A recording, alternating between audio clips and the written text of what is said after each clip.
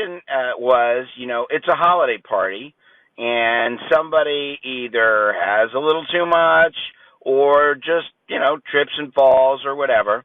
And so the question came that whether or not that would be something that would be covered by workers' compensation. The answer is the answer is yes. First of all, the short answer is yes. Most holiday parties are, although they'll tell you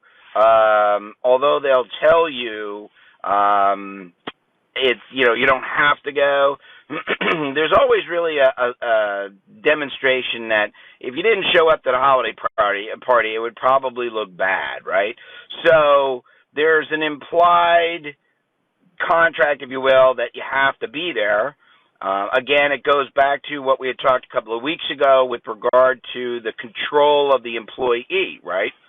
So an event sponsored by the employer and someone gets injured would count. There's an older case. It was a company picnic, and someone got hurt playing volleyball, and the question was whether or not that was actually part of the company picnic.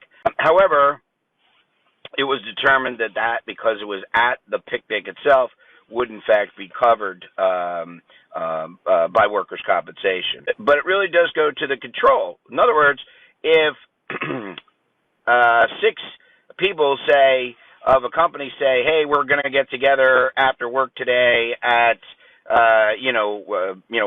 wherever, tavern, right? Just because it's a group of people, that doesn't necessarily make it a employer-controlled event. But if you say, oh, okay, so the whole company's shutting down today at 3 o'clock, we're all going over to restaurant so-and-so, and we're going to have